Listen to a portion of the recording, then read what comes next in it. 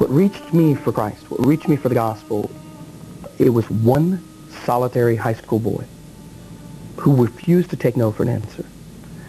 In the Western culture, in the Western civilization, Christians basically hit one shot and done. You tell somebody about Jesus, if they reject you, bye. You have to understand, in our world, for a Muslim to come to faith in Jesus Christ, to leave Islam, you lose your culture, family, job, home, sometimes your life. The average Muslim, it takes 7 years to come to faith in Jesus. For me, it was any number of years. But one boy, from the moment he started talking to me, would not leave me alone. It didn't matter how many times I said no. He invited me to events. He invited me to special all-night things. He invited me to concerts. I said no, no, no, no, no. I did not want contact with the kafirin, with the infidel.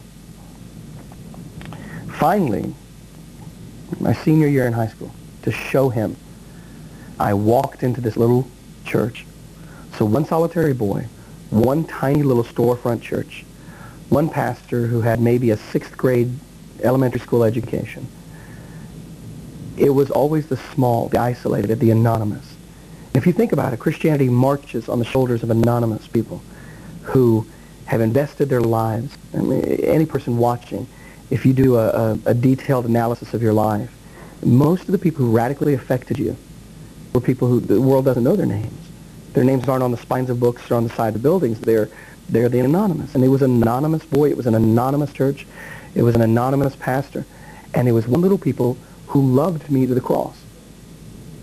And this is important because everything I had ever learned about Christianity, I had learned from my imam, from my masjid, from my mosque, from my leadership. Every single one of them. And every caricature that I held was based on caricatures that other people had held. The meaner I was to them, or the more sarcastic I was, or caustic I was, the nicer they were to me. I sat by myself, boom, they all come sit around me. I'm churlish, and they just smile. I was amazed at the ability of the Christian to love me in spite of me. And this is important because it's unconditional. And when I finally, afterwards, I asked them, why are you so nice to him? Why were you so... Well, they said, that's the way Jesus loved us. Romans 5:8, for God commanded his love toward us, but while we were still sinners, while we were still at war with him, while we still hated him, Christ died for us, the godly for the ungodly. That is a radical concept for somebody like me. He takes me to the pastor. The young man does. And the pastor says, what do you think about Jesus? And I said, in Isa. His name is Isa in Islam. We respect Isa. As a matter of fact, we named the 19th surah of the Quran after his mother, Surah Maryam. He said, you can't respect Jesus. It's something that I tell Muslims when they say, no, we hold him in high reverence and high respect. You cannot respect Jesus. Because Jesus declared himself to be God. Isa al-Messiah. Jesus said he was Messiah.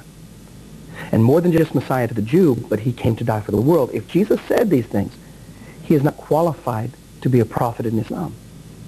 The people who claim to be God, and there's thousands of them throughout history that have claimed to be God, they are either diluted or, in the case of Jesus, he actually is who he says he is. But in either case, some man walking down the streets drinking alcohol who's talking to himself who thinks he's God does not deserve my respect. To summarize it, he said, you either revere him as God or reject him as a fraud, but you don't have the option of just respecting him. That door opened. He asked me this question. He said, Islam teaches that Jesus wasn't crucified. Yes, Surah 4, verse 157, Isa was not crucified, but somebody else in his place. He said, why would Jesus be indicted of a crime worthy of crucifixion to begin with?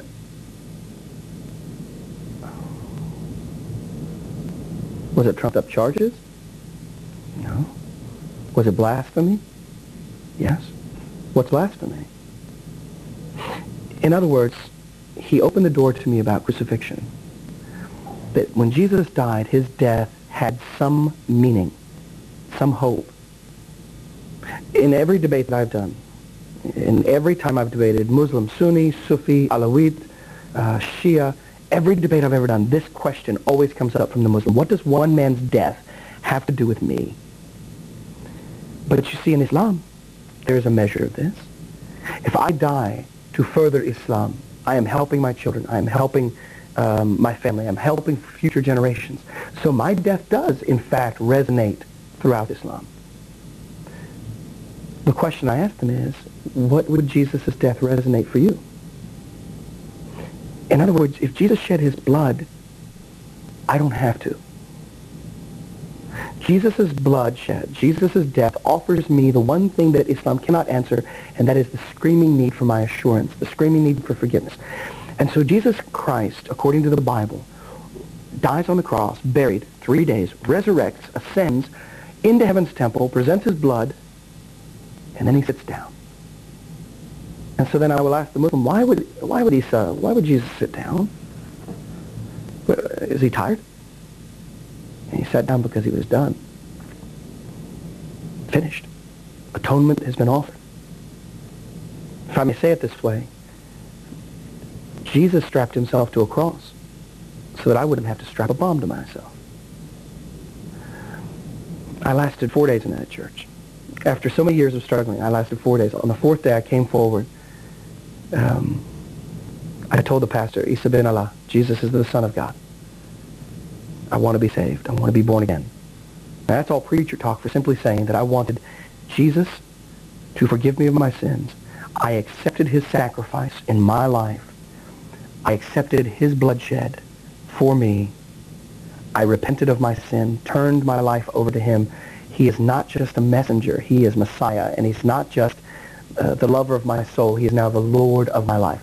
And in so doing, I learned that I live much more righteously when I'm not trying to earn his favor. I do so because I've already been receiving his favor. I do so because I love him like a child to his father. I do things to love him, not to earn his love.